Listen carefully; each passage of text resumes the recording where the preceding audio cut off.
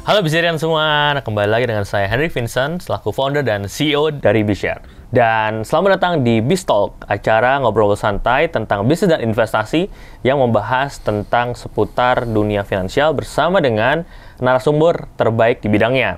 Nah, pada kesempatan ini saya bersama salah satu founder dan CEO dari sebuah bisnis F&B yang teman-teman mungkin sudah familiar dan cukup tahu, yaitu adalah Zenbu. Selamat datang Bro Tony. Oh, wah, thank you udah hadir, Bro. Thank you. Nah, jadi hari ini spesial banget karena kita akan kulik-kulik lebih detail nih, Bro, terkait Bro Tony sendiri sepak terjang seperti apa di dunia F&B dan juga Zenbu ini seperti apa sih latar belakangnya, karena kita lihat sudah cukup banyak outlet-outletnya dan cukup sustainable. Saya lihat udah cukup lama juga dan sustainable sampai sekarang.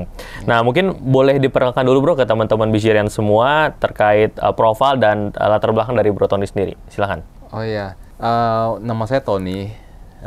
Saya start Zenbu itu dari tahun 2005 ya, jadi sekarang udah 18 tahun. Oh, wow. Oke. Kalau saya punya bayi, sekarang udah ABG nih bayinya. Udah mau kuliah lah, udah 18 tahun.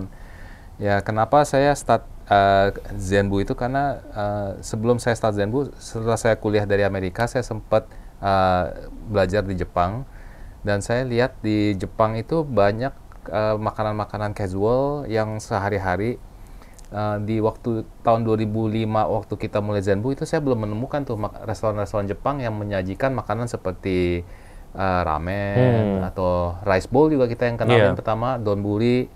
Terus Mozaru itu adalah menu signature pertama kita yang dari awal kita introduce, itu nasi panggang keju yang kita infuse dengan masakan Jepang.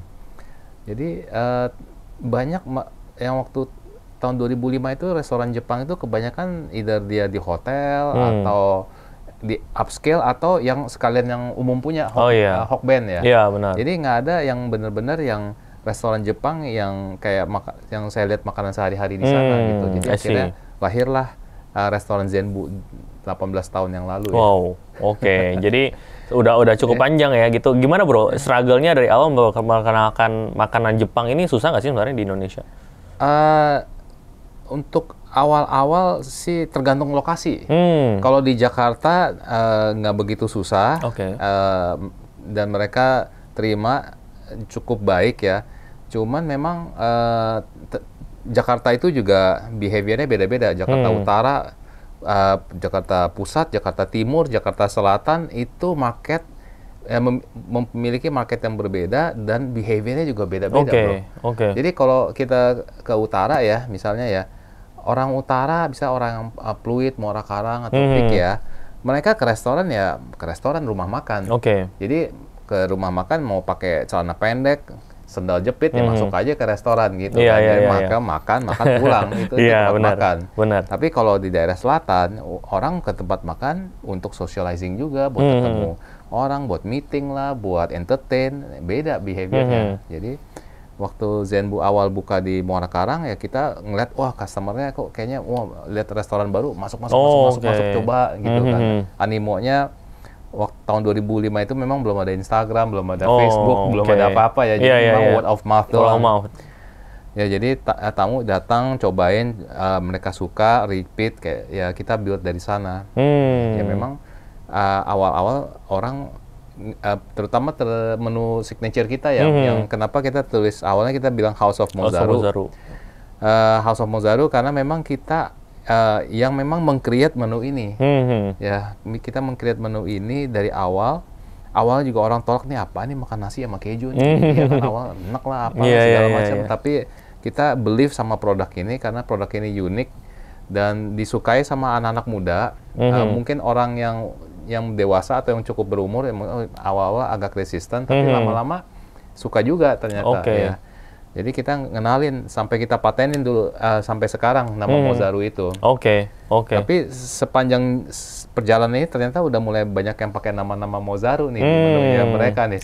Saya nggak usah sebut nama restorannya, cukup chain yang cukup besar gitu. Jadi akhirnya kita ganti tagline-nya Zenbu jadi The Origin of Mozaru, the True Origin. Karena memang ini yang kita create kalau mau di Google Mozaru tuh siapa yang hak ciptanya keluar tuh siapa yang ini. Oke, I see. Ya, anyway balik ke ini memang perjalanan Zenbu dari 2005 sampai sekarang ini memang liku-liku ya, maksudnya ya. Dulu kita selalu mulai di freestanding, jadi di luar mall. Karena walaupun kita tahun 2005 itu kita cukup berhasil ya. Restoran kita itu bisa break even bahkan cuman dalam waktu belasan bulan. Udah break even karena rame kan. Terus akhirnya kita buka toko kedua, akhirnya toko di Jakarta tuh waktu itu nggak ada yang mau terima Zenbu di dalam mall. Karena belum dikenal lah istilahnya. Kita pertama kali masuk mall itu tahun 2010, itu pun di Plaza Indonesia. Plaza Indonesia. Itu kenapa? Karena kita buka Zenbu di Senopati. Jadi kita buka Zenbu di Senopati tahun 2007 ya. Ya waktu itu kita buka restoran, buka pintu nggak ada yang masuk. Terkaget-kaget, kenapa ini orang selatan kok? Iya, itu beda ya. Iya, kalau di utara buka pintu udah ditungguin sama orang. Kalau di selatan buka pintu kok nggak ada yang masuk. Terus, kenapa nih? Ternyata ya itu behavior orang selatan tuh beda. Beda ya. Mereka kalau restoran yang belum dikenal atau itu mereka nggak masuk. Nggak nyoba-nyoba gitu. Nggak mau nyoba-nyoba. Mereka harus berdasarkan udah direkomendasi sama orang baru. Jadi benar-benar kita kaget itu. Jadi pelan-pelan kita nge-build, tamu masuk, kita pokoknya produk kita selalu tekanin produk harus bagus, harus enak, quality sama service deh. Gimana kita ngebedain semua restoran di sekeliling kita enak semua.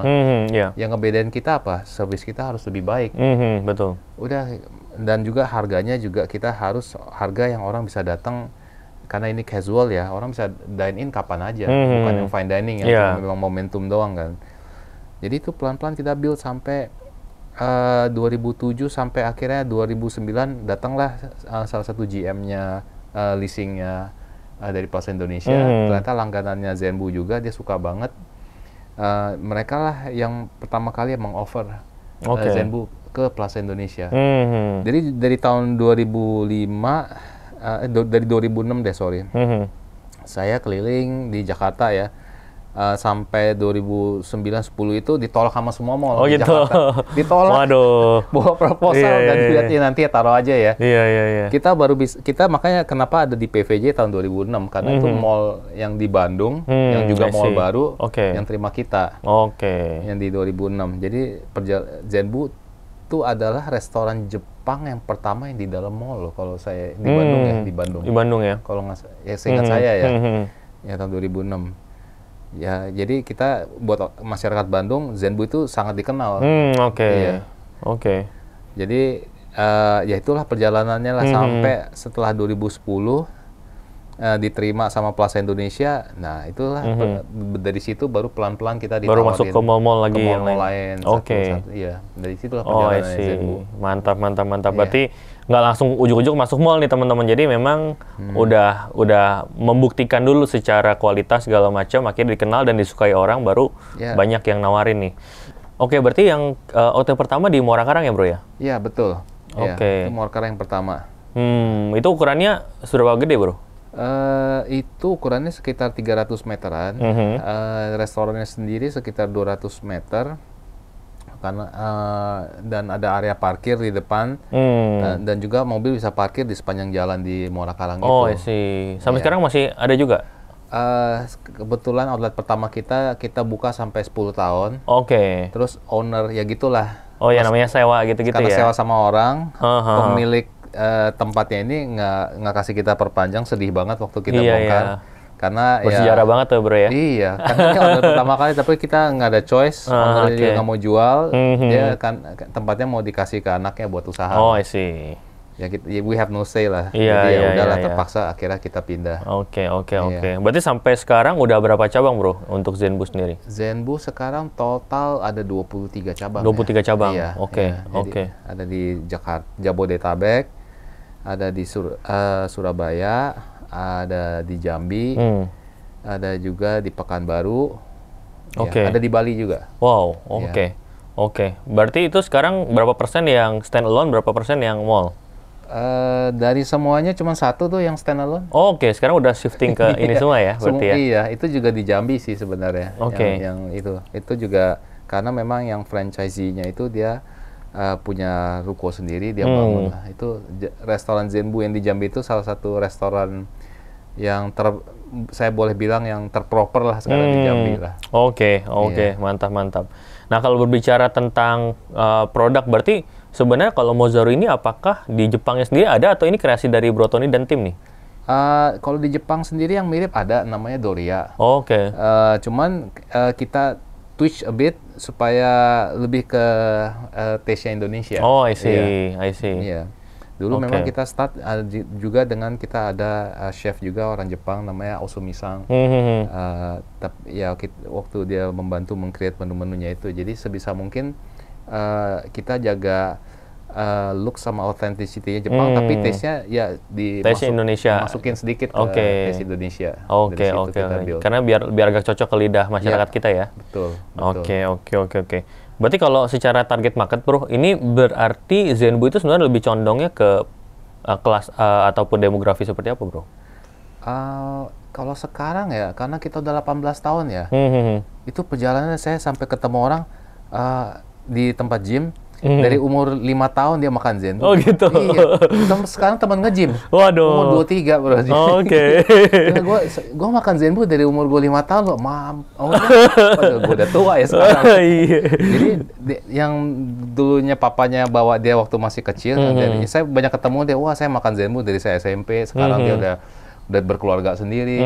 Jadi amazing gitu. Oke. Perjalanannya, jadi demografiknya tuh sekarang jadi, dulunya kita pikir anak muda aja nih, umur misalnya 15 sampai 35, ternyata nggak juga. Sekarang udah lebih lebar lagi. Jadi sekarang demografiknya ke anak muda sama keluarga muda lah. Ya lebih luas lagi karena memang sudah 18 tahun juga ternyata ini ya. Benar. Mereka yang memang udah karena kita udah nge-build udah lama, mereka yang udah makan Zenbu dari waktu dia muda banget, itu kayak melekat banget gitu. Oh iya, Zenbu tuh makanan gua tuh dari SMP tuh. Zenbu tuh makanan gua pas kuliah tuh. Itu sering banget saya ketemu orang kayak gitu. Oke. Berarti kalau Bro Tony sendiri, memang saya dengar-dengar bukan cuma Zenbu aja, Bro ya. Bisnis F&B-nya ada yang lain-lain juga ya? Ada. Jadi kan startnya dari Zenbu. Habis itu kita ada restoran yang cafe namanya Beatrice Quarters. Oh, Beatrice Quarters. Oke. Iya, saya tahu tuh. Girly cafe. Tapi sekarang kita udah robah lagi konsepnya. Sekarang jadi Western Japanese, more to restoran, nggak cafe lagi. Sebenarnya awalnya cuman kita bertahan dua itu karena fokus ya. Sampai pandemik. Oke. Iya, pandemik ya. When pandemic happens, nah cilakanya semua restoran kita di mall. Oke, iya benar. Semua restoran kita di mall, dan kita tahun 2020 itu harus tutup sampai sampai berapa bulan tuh? 6 bulan. Iya, PPKM segala macam. PPKM itu, aduh itu. Jadi akhirnya kita mikir, dan kebetulan saya kan waktu lagi pandemik kan teman-teman F&B kan kita telepon sharing bro, gimana bro lu gimana nih bulan depan nih, aduh gitu. Iya, gila. Iya bro, sabar deh gini. Tapi ya saya dengar teman-teman yang punya restoran yang di luar mall masih bisa buka. Iya. Dan rame karena ya orang-orang nggak bisa ke mall. Nggak bisa ke mall ya, cari tempat ini kan. Ya udah, akhirnya kita putusin lah di tahun 2020 bulan Agustus itu. Kita buka restoran, kita cari tempat di luar mall. Waktu itu kebetulan ada kawasan baru di Pancoran Peak ya. Oh, Peak ya. Waktu itu Pancorannya belum jadi, akhirnya kita udahlah coba nekat aja deh. Agustus kita deal sewa ruko sama orang. Kita bikin konsep restoran Indonesia namanya Uma Kita. Uma Kita. Ya. Jadi bulan Agustus kita mulai. Nah itulah sepanjang sampai Desember. September, Oktober, November, Desember, selama 4 bulan kita training. Dan akhirnya di Januari kita buka. Tanggal 8 Januari kita bukalah restoran kita namanya Uma Kita. Uma Kita itu di Januari, saya ingat banget tuh, itu masih PPKM. buka maksimal okupansi cuma boleh 25% waktu itu. Tahun 2022 mendingan. Wah, oke. Udah mendingan. Semua mall juga udah mulai buka ya, betul. Kan? Dan juga tahun 2023 ini kita dikasih hadiah lah. Pas ulang tahun rumah kita yang kedua, Jokowi datang. Oh iya benar, Pak Jokowi saya lihat beritanya tuh. Iya. Itu benar-benar hadiah yang luar biasa banget itu untuk perjuangannya kita itu. Iya. Pas di ulang tahun kita yang kedua lagi. Waduh, mantap. Itu hadiah ulang tahun yang terdahsyat lah. Iya. Pak Jokowi lagi main ke PIK, tiba-tiba mampir ke tempat rumah kita gitu. Awalnya juga kayak waduh ngeliat mimpi gitu. Teman-teman pada nanyain, iya. Bro lu gimana ngundangnya? Gimana gua undang Lu mau ada duit juga nggak bisa undang kali presiden. Benar. Iya kan? Benar. Kebaikan Tuhan aja lah. Kebaikan Tuhan aja lah kita dikasih mukjizat seperti ini, dan itu seperti mimpi, dan memang dampaknya sih positif banget buat kita sih. Mantap bro. Jadi ya selain dari situlah, dari semenjak pandemik ya kita selama pandemi kan ngelakuin banyak macam-macam lah. Kita buka restoran rumah kita, kita nyobain juga yang tadinya ghost kitchen lah, ya kan. Kita bikin konsep makanan Jigo Ramen lah, Jigo Ramen. Jadi kita juga bikin konsep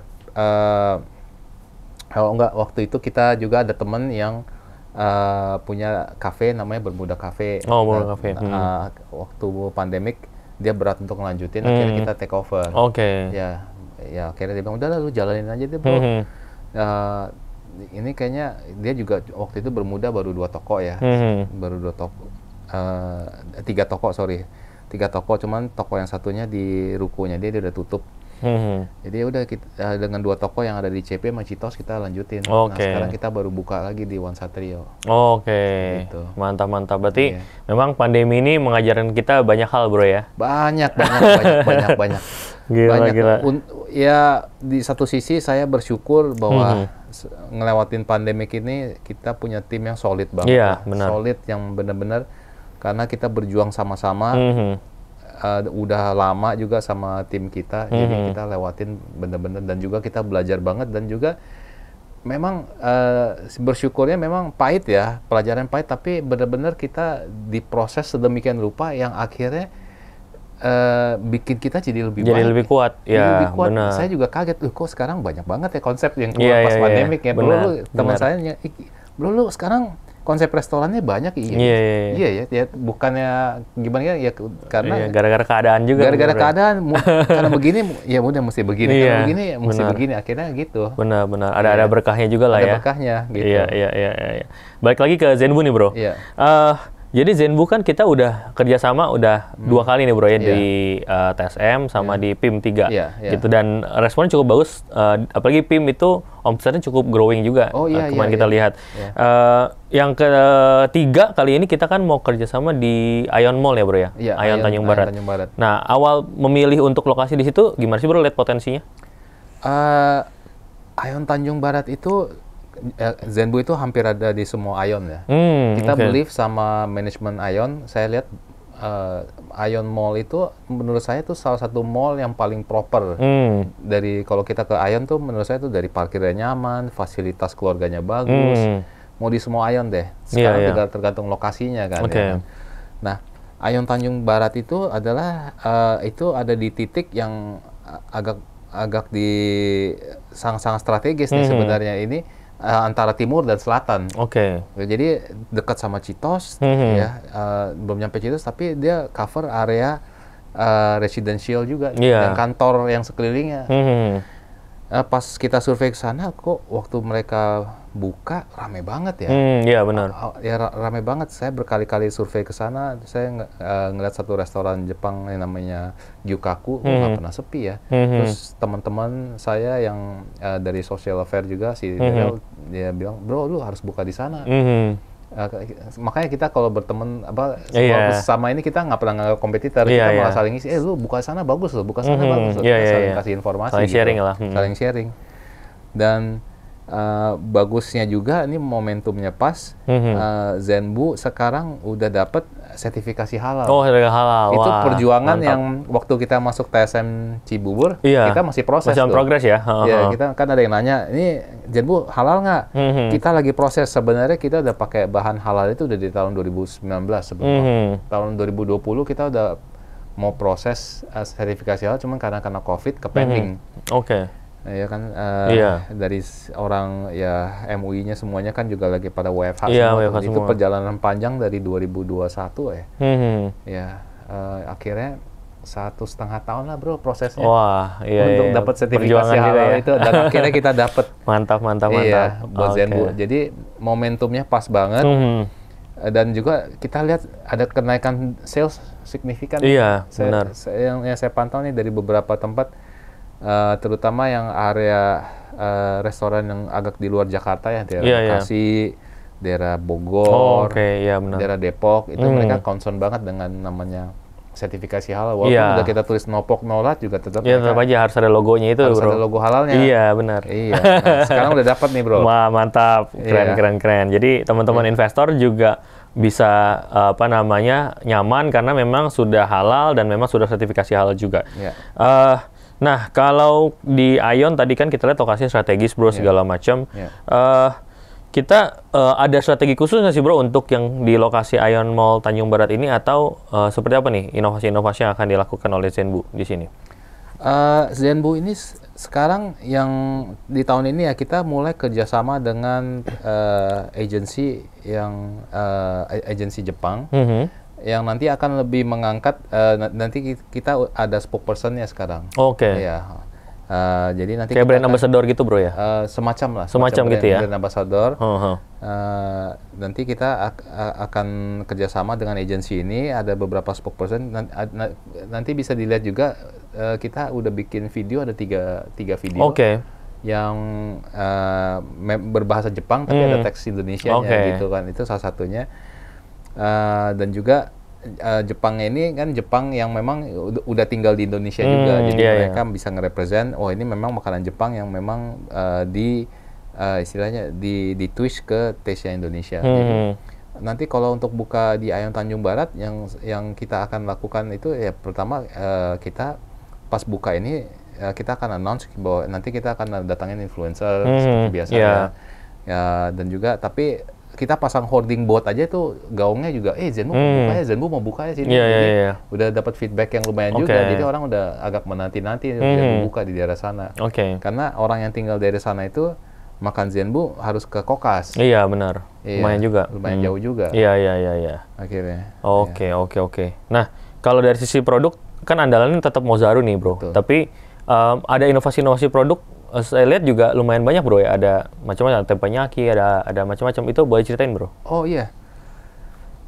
Zenbu itu kalau saya bawa menu yang pertama Zenbu itu, total menu itu cuma ada 30, bro. Oh, oke. Dari appetizer sampai dessert cuma ada 30 menu. Oke. Dikit banget. Iya.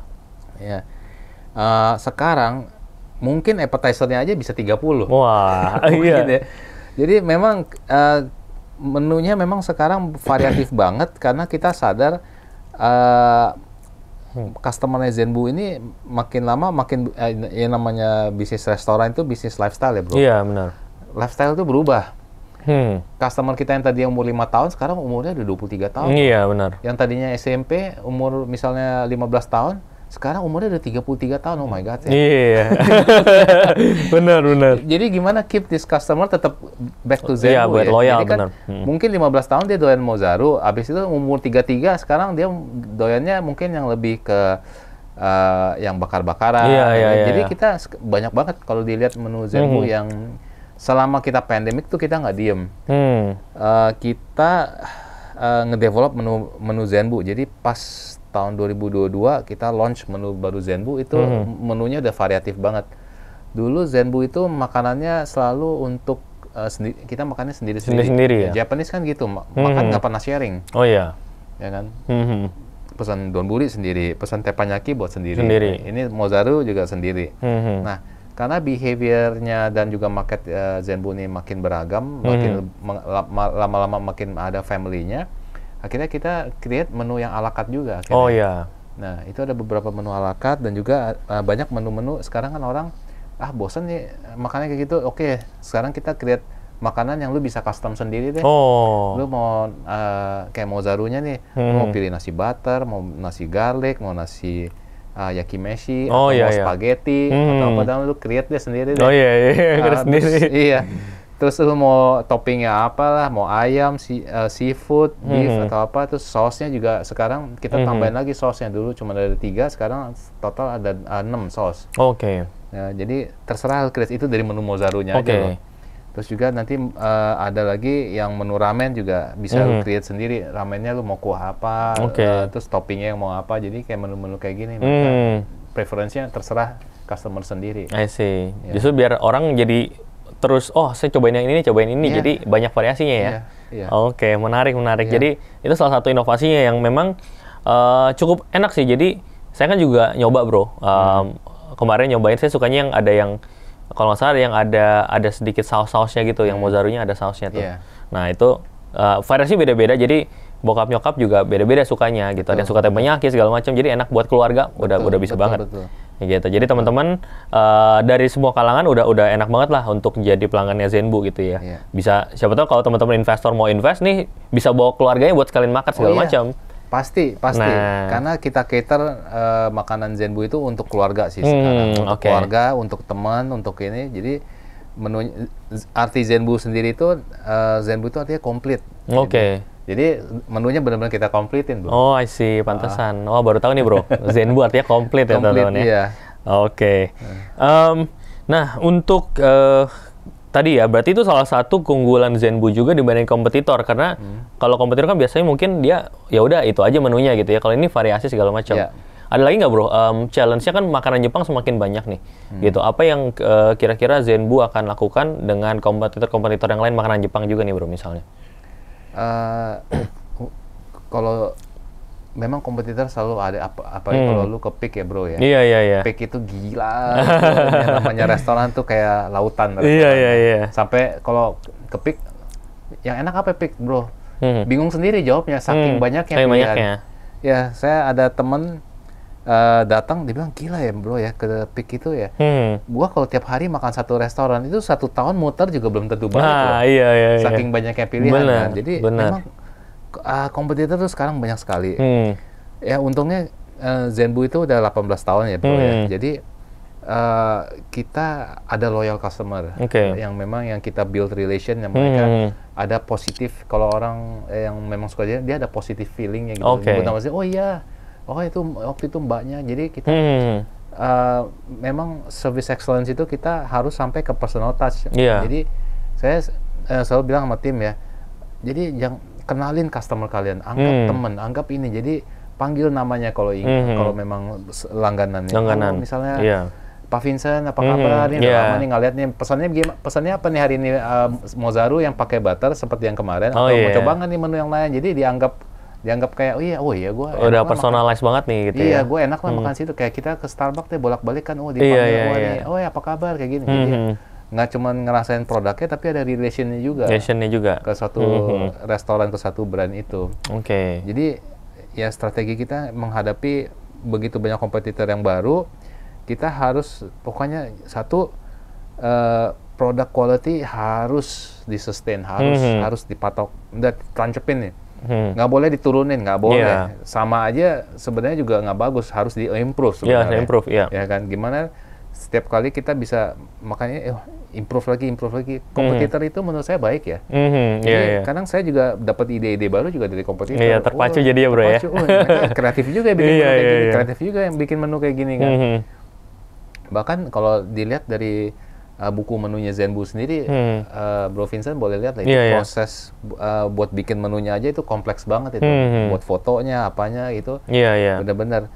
Jadi kita banyak dapat ide dari sana sini, dari kompetitor yang masuk, kita lihat ini lucu juga ya menu di gini-gini, tapi ya kita nggak copy paste menu-menu yang baru ini dari kompetitor atau yang menu-menu ide yang dari luar sana, gimana kita bisa adopt ke memang konsepnya Zenbu, marketnya Zenbu, kayak gitu. Jadi selain maintain product quality, service harus tetap baik, service excellence ya. Terus ya ketiga ya keep innovating bro. Iya benar. Harus ini. Benar. Ya thanks God-nya sekarang ditopang lagi sama sertifikasi halal. Wah udahlah, tinggal gas nih bro berarti. Tinggal gas. Iya. Ini banyak loh yang restoran Jepang ini karena bro prosesnya bro susah banget. Benar, makanya Jepang kan banyak kan mostly ada yang misalnya apanya nggak halal gitu-gitu kan ya. Iya.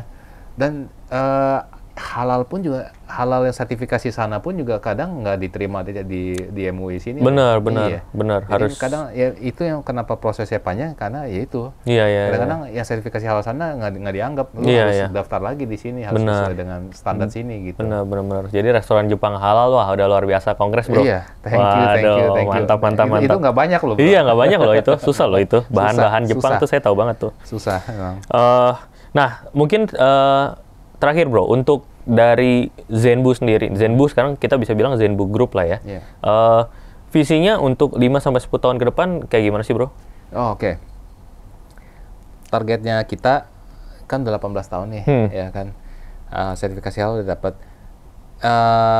Ya kalau semuanya lancar dan berkenan, kita memang targetnya untuk go public. Go public ya? Iya. Oke. Mudah-mudahan ya target kita kan pas umur 20 tahun deh. Oke. Tuh. Iya. Saya ada waktu 2 tahun ini 2 tahun ya? untuk menuju ke sana. Mudah-mudahan ya. Memang amin. Ini proses verifikasi halal 1,5 tahun. Iya. Ini buat go public nih saya belum tahu nih karena ini pertama kali. Jadi prosesnya juga panjang. Jadi ya mudah-mudahan go public. Tujuan kita go public tuh bukan exit bro.